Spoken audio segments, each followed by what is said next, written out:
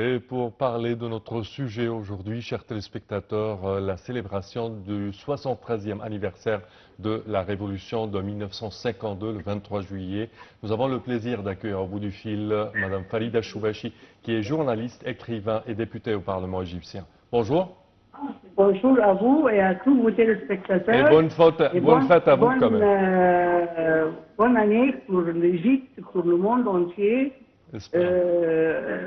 avec la mémoire de notre révolution formidable de 1952. Parfait. Madame Farida, premièrement, si on parle de l'avènement de cette révolution qui a changé la face de l'Égypte, je dirais même. Comme l'a dit le président aujourd'hui, le président Assisi, oui. Il a dit que vraiment, ça a changé notre vie. Elle nous a débarrassés de le colonialisme britannique à l'époque et elle a instauré des principes très importants attirés aussi par le peuple égyptien. C'est pour ça qu'il a soutenu cette révolution et qu'il ne l'a jamais oubliée. Oui. C'est le fait qu'on était tous assoiffés à avoir une vie correcte, digne de l'Égypte et à que l'Égypte occupe aussi sa place dans le monde entier. Et ça a été fait jusqu'à quelques années avant, quelques décennies, je veux dire, avant la révolution du 30 juin, qui, à mon avis, est la fille légitime de la révolution de 52. Parce que quand on a vu que l'Égypte a dérivé, et c'était pas ça,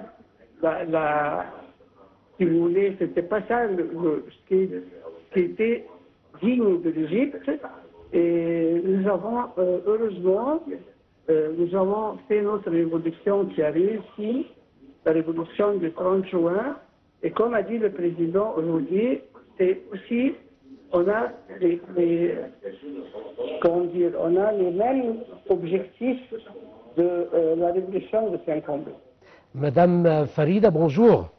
Bonjour. Alors, la révolution du 23 juillet, comment elle a changé les relations avec les pays, les relations extérieures avec les autres pays? Parce que c'était plus l'Égypte d'avant la Révolution. Avant la Révolution, c'était le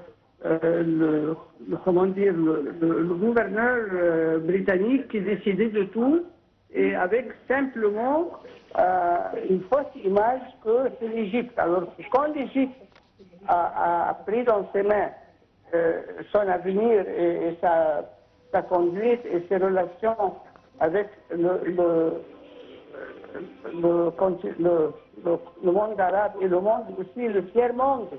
Il ne faut jamais oublier que c'est l'Égypte, avec le président Nasser, qui ont instauré les pays des non-alignés, qui a affolé les pays qui étaient détenteurs à l'époque de presque tout notre avenir et notre passé et notre présent.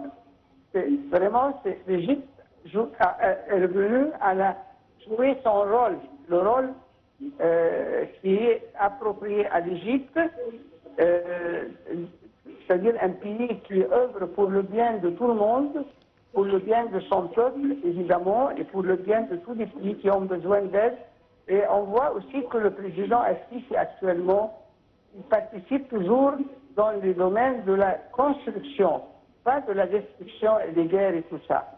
Et ça, c'est, comme il a dit aujourd'hui, moi je trouve que ce que j'ai compris de son discours formidable, c'est que le 30 juin, c'est la fille de la révolution de 52. Oui. Madame Farida, également, quand on parle de cette révolution du 23 juillet, on parle d'un de ces angles-là, c'était la justice sociale, ou al-adala al-ijtimaïa en arabe. Bien sûr. Oui, bien si vous sûr. pouvez nous parler de ces efforts dans ce domaine.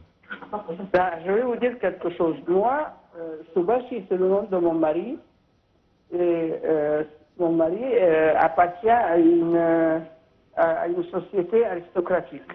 Oui. Moi, je suis une citoyenne égyptienne qui avait des conditions vraiment de pauvreté très pénibles et je ne pouvais pas, par exemple, entre autres, je ne pouvais pas marcher sur le territoire devant la villa d'un ministre. Et ça, c'est incroyable. C'est-à-dire, on était refoulés, on était, comment dire, c'est-à-dire, on était... Opprimé, je dirais. Non, on était, comment vous avez dit? Opprimé. Opprimés et tout ce que vous voulez, et méprisés par les riches et les grands. Oui. Alors que là, la révolution de 52, de l'année 52, elle nous a rendu notre sentiment d'égalité et de liberté et de dignité aussi. C'est-à-dire, moi, je ne peux pas permettre que la fille d'un pacha, par exemple, me traite comme un outil, quelque chose comme ça. Ça, c'est ça ce qu'on a gagné de notre révolution de 52, c'est qu'on a senti qu'il faut apprécier la libération et la libération aussi des contraintes intérieures. Quand il y avait le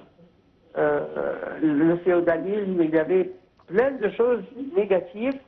Et c'est la révolution de 52 qui nous a aidés à monter sur la surface du monde. Et en plus, l'Égypte a été un facteur très, très important dans la réunion des pays arabes, et l'unité arabe et les pays africains et les pays du tiers-monde. Et ça, c'est ce qui a provoqué les guerres contre notre pays et c'est ce qui se passe actuellement avec le président Al-Sisi. Et heureusement qu'on est plus, comment dire, plus fort. éveillé, on ne permettra pas que l'Égypte soit à nouveau qu'elle perde sa liberté. Ça sera plus fait. Oui. Je m'excuse. Également, quand on parle de la révolution, on doit mentionner la distribution des terres sur les paysans et les plus démunis en Égypte. Bien sûr, les paysans et les ouvriers. Oui. C'est ce qui nous a... Après la révolution, nous avons repris le sentiment d'être des êtres humains, pas des esclaves. Alors, Madame Farida Choubechi, pour continuer sur la même voie, on a vu un rôle très important de la Révolution dans le domaine de l'éducation et de la culture. Comment pouvez-vous évaluer le rôle important dans ce domaine, le rôle de la Révolution dans ce domaine? Ça, c'est très important parce que, je vais vous dire, c'est ça qui unit l'Égypte. C'est ça qui fortifie l'union du peuple. Mais quand on est chacun dans un monde différent, ça c'est la catastrophe. Ça c'est le début de la définition. Et ça c'est très important parce que même après la révolution du 30 juin, le président Al-Sisi a dit qu'il n'y a pas de différence entre les Égyptiens. Ils sont tous égaux. Oui. Il n'y a pas un Égyptien supérieur parce qu'il a, je ne sais pas quoi, il travaille, il est responsable. Non, on est tous égaux et on a tous le devoir de défendre notre pays et défendre les valeurs égyptiennes depuis l'aube de l'histoire. Certes.